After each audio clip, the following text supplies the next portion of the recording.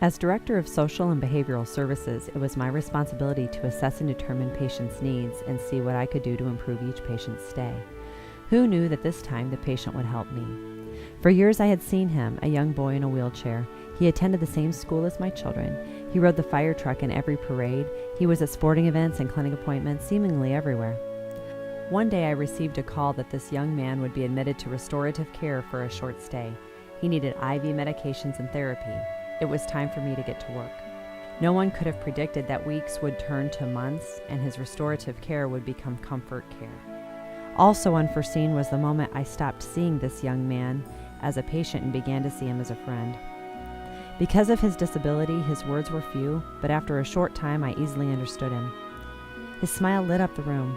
I looked forward to our visits and even found myself sharing laughter with his family after hours. When I looked at this patient, I no longer saw a disabled child, but the amazing life of a fighter. On a cold November evening, my phone rang shortly after I had retired for the night. My heart sank because I knew it was time to say goodbye to my friend.